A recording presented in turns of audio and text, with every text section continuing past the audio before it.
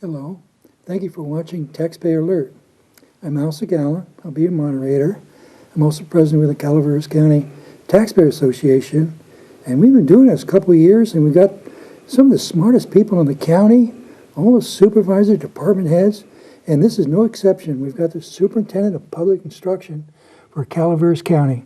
Scott Nanik, welcome. Welcome. Thanks, Al. And one of the things that we'd like to do is have people feel more comfortable about you. So can you tell us a little bit about your thoughts and backgrounds? And Sure. I've been in public education now for almost 20 years, most of that with the CalPERS County Office of Education. I moved up into the area, going on 28 years ago today. When I had my first daughter in the Bay Area, we decided that we wanted a quieter lifestyle. And so excited to be in CalPERS County. Raised both my children here. They both went through the public education system here in the county, and my wife is also a teacher in the county. now, do they speak better English? Yes, they do more better, definitely. Now, you used to be in Toastmasters, if I remember, in the dim, dark past. Way back when, thanks to Toastmasters, that was a great organization and really helped hone my skills, because in education, that's all we're doing, is talking and presenting. Right. All the time. And also listening. Yes, lots of listening. That's what I learned about Toastmasters. Yep. We were in Toastmasters class over 20 years ago in Tuolumne County. And I remember Scott, and he was really a wonderful person then. And I don't think he's changed. He's still a wonderful person. And so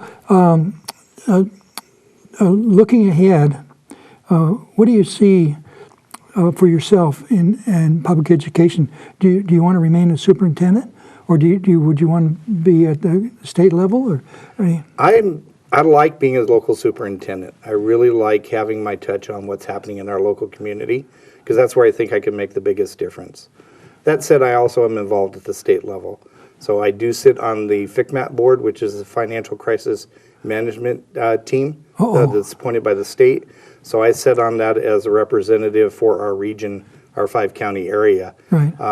And I do that part of CCOE, which is the County Superintendents Association. Okay. So I have my pulse in the state level findings and what's going on. I see. What do you think is the major challenge for public education in our county? In our county, I think it's enrollment, Okay. which relates to money. But that is a big challenge both here and statewide. We are losing students on a statewide basis. So the whole state's feeling that enrollment issue, which relates to funding. And I think our funding model in California, while it just went through a whole change, isn't adequate to represent our kids the way we think they should be. I see. One of the things that has been a question with taxpayers is CalPERS. And I think you have something called CalSTRS. CalSTRS. Yes. And I understand there's problems with unfunded liability. Are you familiar with that? Oh, yes. It's a big topic in education on both sides. Yeah. Because both the employee and the employer have had to make large additional contributions to get it to balance. Yeah. And so employers are putting in as much as 20%. Employee costs went up a couple of percentages. So everybody's kind of sharing in that. Right. I think it's important that taxpayers understand on the teacher side, the CalSTRS side, they lose their eligibility for Social Security. So if they've been in the private sector, that disappears. We're one of the few states that still does that. It's not so on the CalPERS side, which is more the classified side typically. So that means that their retirement is not supplemented by Social Security. Is that correct? Correct. I mean, if some of them have made their number of quarters, they might get a small Social Security check, but it's not going to pay for much. Okay. Yeah.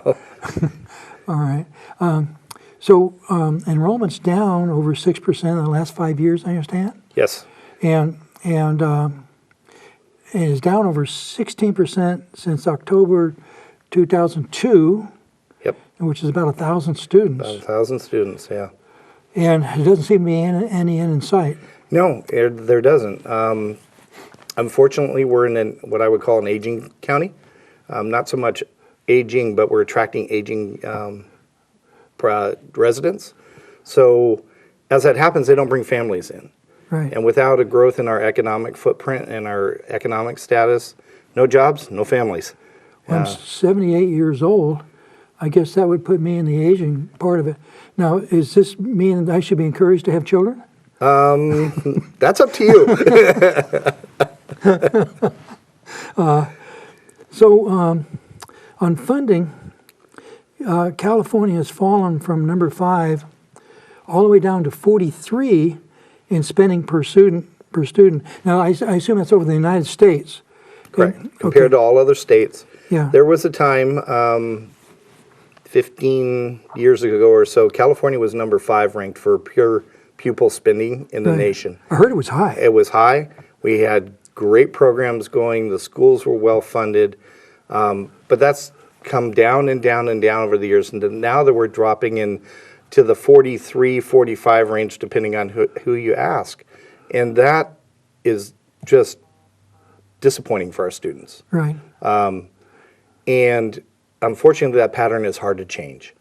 When you lose that much money out of education, and we really didn't lose it, what happened is we didn't grow with things as they changed. We didn't keep adding funding to education. The state felt there were other priorities, but I think it's time now we need to really look at how do we get us back to being in that top 10. Okay. What in education, what percentage of the education is public and what percentage is private? I don't know that number off the top of my head, but I'm going to say the great majority is going to be public. I think so. Huh?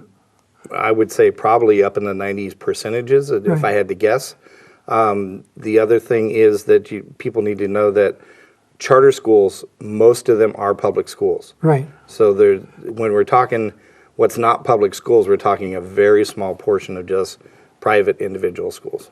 I understand that charter schools have some leeway when it comes to state regulations, and they're more flexible. Is that the reason why somebody wanted a charter school? That was originally the reason. That is changing in California. And I think it is changing overall for the better. We operate a charter school, Mountain Oaks, here in the county, and they work hard to hold themselves to the same standards as every other school in the county. So I give them lots of credit for their approach. They hire only credentialed teachers. They pay them the same type of salary structure. They keep it really kind of balanced so that they aren't different. Even though the EdCo provides from some of those options, we don't think that builds good relationships. We think everybody should be on the same playing field. Okay, so they would be part of the CalSTRS system as well? Yes, they are. Okay.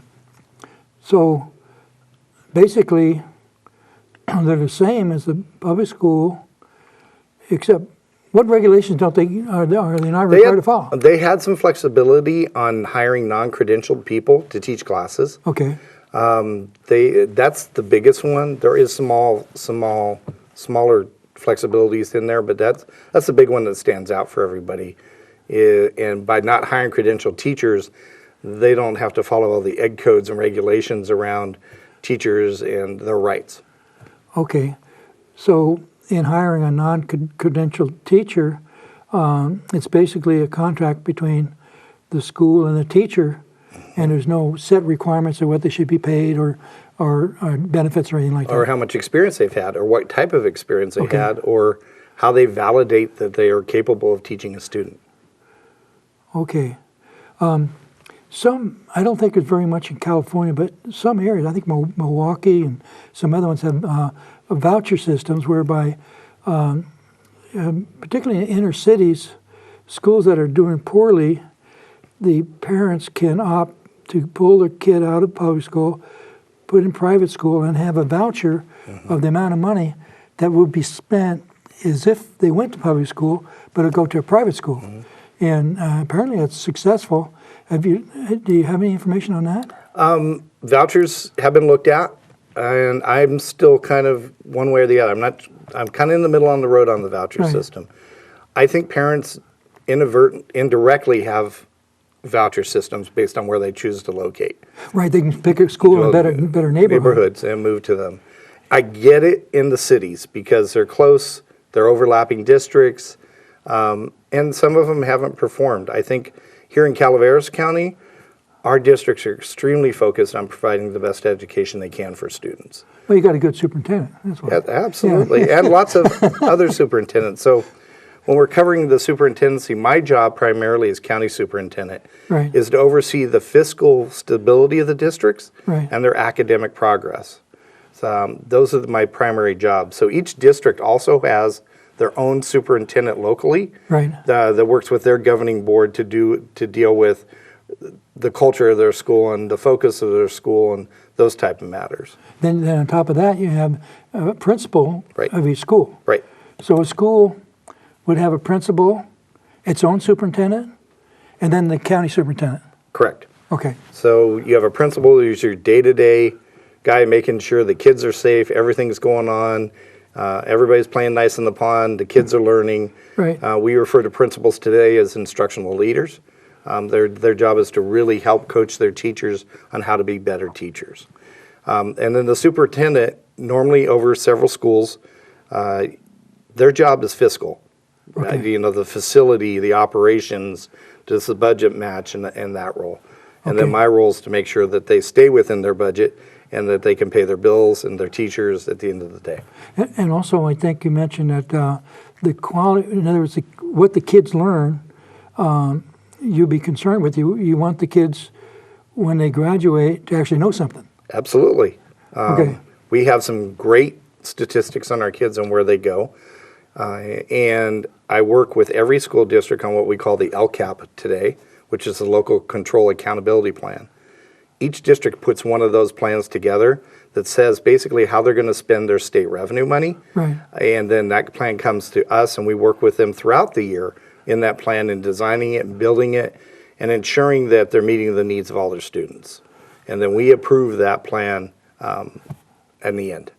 Okay, so is there an evaluation as to what the kids learn? In other words, do some kids in some schools are better qualified to live in our society than others because they're more comfortable with the skills they need? For instance, balancing a checkbook, need some knowledge of credit. They need to know something about history. They need to know something about the structure of government and even what kind of government they have. Right. All these things kind of put together would be like a whole person in a free society being able to chart their own life Right. and plan for their own future. It's that basis foundation for them. So the California state standards drive what the schools teach. Okay. And a lot of that focuses on English language arts and on mathematics. Okay. They also have to do sciences and they have to do social studies so they get that well-rounded education. But the measurement of assessment right now is currently English language arts and math in the state. The California School Dashboard, which every school has one, so Okay. I encourage viewers to go out and look for, if they just Google California School Dashboard, they can put in the name of their school and it will show them how they're performing. Okay, now do you have your pencil? California School Dashboard. California School Dashboard. Write it down because now you're going to find out more. All right. So that dashboard is based on a growth model and an improvement model for schools. So it's based on how they did over the previous year. And that's what we're looking for, is they're making improvement, they're tweaking their programs, they're constantly growing, because that's what we want out of individuals. They're constantly learning and growing and picking up new skills. right. And so the dashboard right now heavily focused, like I said, on language arts, English, and mathematics. Science is the next one being rolled into that. But it also covers things like attendance, discipline rates, how they're dealing with foster youth and homeless children, how they're dealing with English language learners. All of that's kind of in this dashboard. And once you take a peek at it, it'll become clear really quick. I'm going to do that. That sounds interesting. Yep. One of the things that occurred to me is that the human mind is extremely valuable. I think that there was a figure of $4 billion to try to approximate it using computers. And even then, with the $4 billion expenditure, it still wouldn't quite do it. So here we have human beings running around with this $4 billion computer. Now, if you buy a computer, you get what's called an owner's manual. It tells you how it works. And I was thinking, well, it seemed like young people, maybe old people too, need to have the manual for their mind to understand how it works and how to control their own emotions, how to set their own goals, and how to plan, all the basic things that the mind does. If they had that, then they'd be more successful versus if they didn't have that. As an example, if there's a problem, sometimes the first reaction is to blame somebody else. He made me mad. She made me mad. Yeah. But to be successful, usually that doesn't work. Right. Usually you have to take accountability, which means you have to control your own emotions and create the outcome you want to have. Mm-hmm. And it takes not only study but practice to do that. Right. And I just want to, have the schools ventured into this area at all, psychology? Some. So some schools, especially at the younger levels, have adopted what's called a practice of mindfulness. Yes. Excuse me. So mindfulness teaches the kids how to center on themselves and be aware of themselves. Mm-hmm. But on the broader picture, I think we teach that to kids by making them work on projects and in groups, because our employers today want to see somebody who can function in a group. Right. And part of all those things you talked about means that you can be self-aware in a group, you can function in a group, you can know you're not going to agree but be respectful, right, and get your point across. Right. That's what our employers are really pushing us to provide them. They say if we can find them somebody that will show up, somebody that can work in a group, they got an employee. They'll take it from there. So if they're willing to learn, our employers are really happy when they find somebody that can do those skills. A trustworthy person. Yes. And which, of course, that segues into another thing. Trustworthy, that's ethics and morality. Mm-hmm. Okay, now the schools can't get into religion because right, you nope, take one religion over another, you're going to have all kinds of problems. And our founders knew that, and they provided that there should not be a mix of state and church. Right. And so, however, that doesn't mean an absence of morality. No, absolutely not. And I think ethics and morality are an important part of education. Right. We do that through things like plagiarism and not using that. Those are lessons that are taught almost daily in classrooms today, that you're making a decision on which way you go, which way you act, how you behave, how you respond to somebody, being true to yourself, right? But being true to the process, right? Giving credit where credit is due, right? Those are important things that I think they learn that through the classroom every day. I found that I seem to be most successful when I take myself not too seriously. Got to have fun too. Life's too short not to enjoy it. Yeah, and so it's been said that the basic morality is summed up as honor your agreements and respect the rights of others. Mm-hmm. Just like two basic things. And then rights of others, there's the fundamental rights that are shown in our Constitution, right, which are life, liberty, and property. Yep. Pursuit of happiness is a function of liberty, not a fundamental right. Right. But anyway, so I think the taxpayers are really happy with what you're doing, and we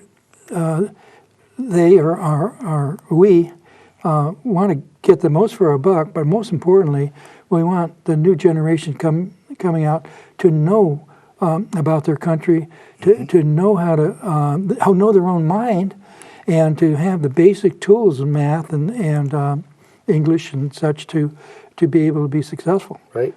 And so as we move ahead here, you have a new project career-directed education. Is that correct? That's correct. All right. So there's a group of us that were concerned that we were becoming too focused on going to universities, Right. that we were losing the trades, that we were losing other aspects of that hands-on learning. And so we came up with this idea of career-directed education.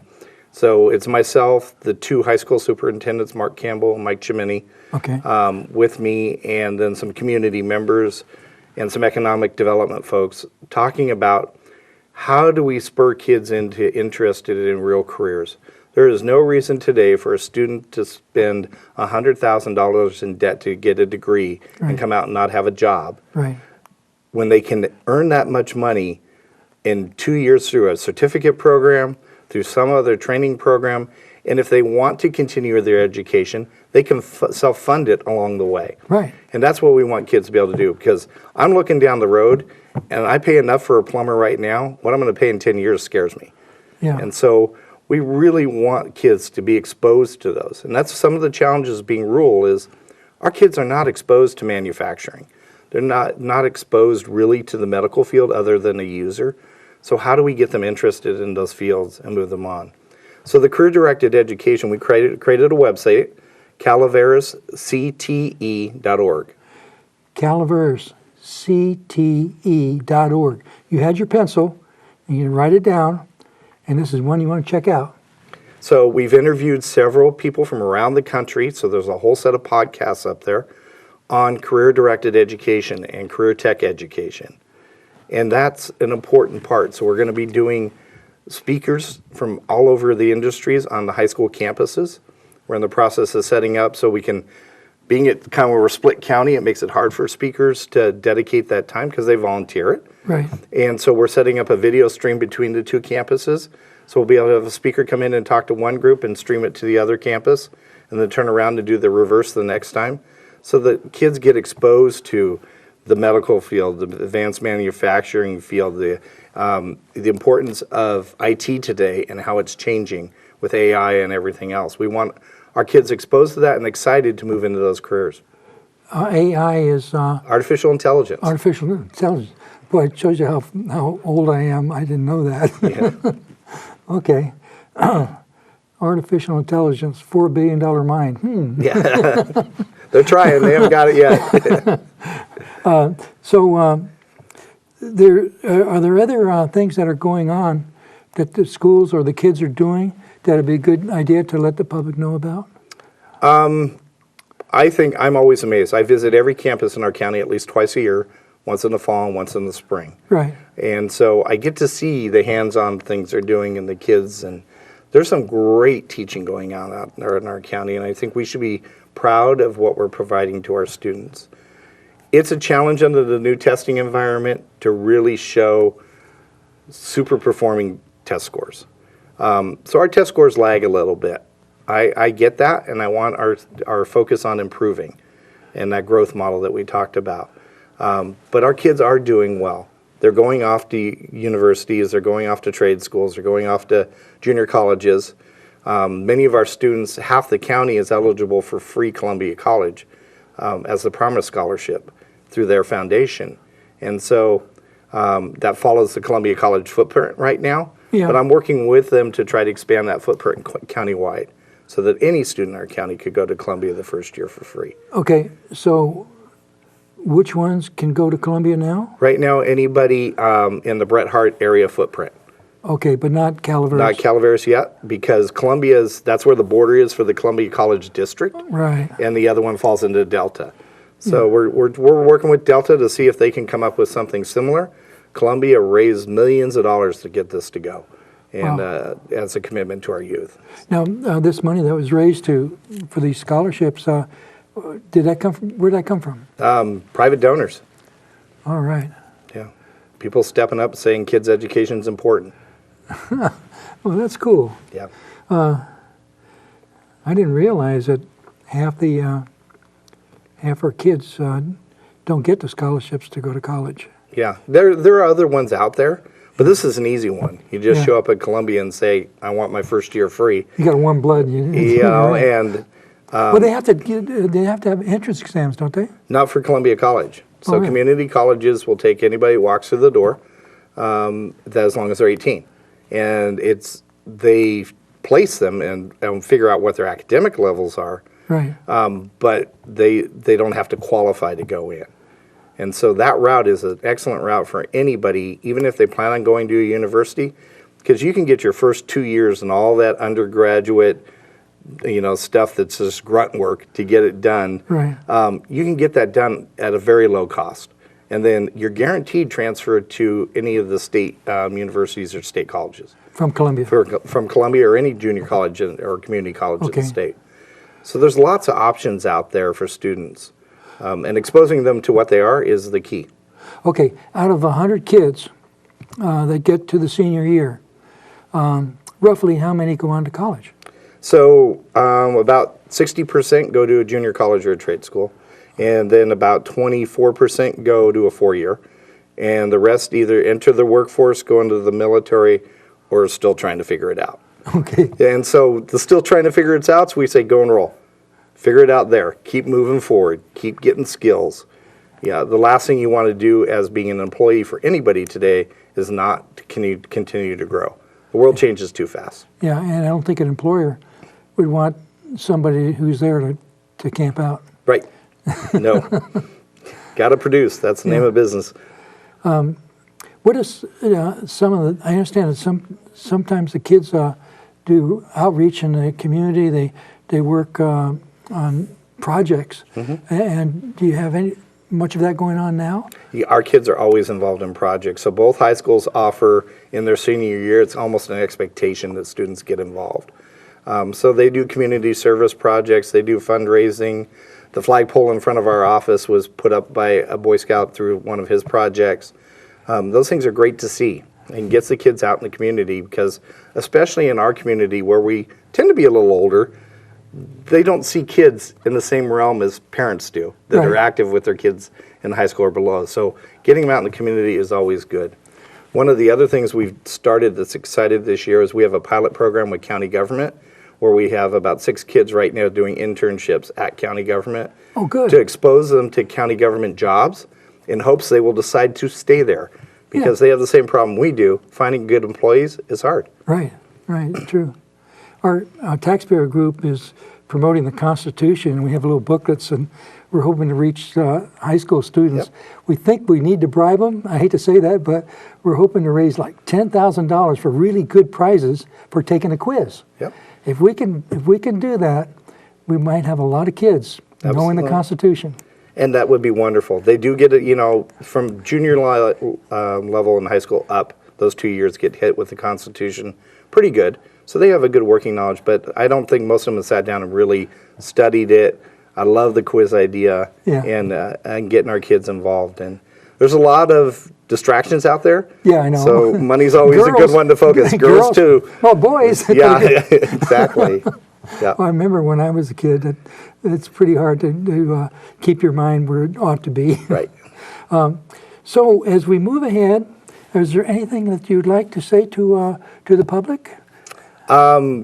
Keep schools in your mind. Stay focused. My doors are always open. I have always had an open door policy. So they're free. Stop in my office. I do run a pretty busy schedule, but my secretary, Lisa, would be glad to set up an appointment. I'm there to talk and share and educate. So, Thank you, Scott. Yeah, thank you. Scott Nanik, Superintendent of Public Instruction.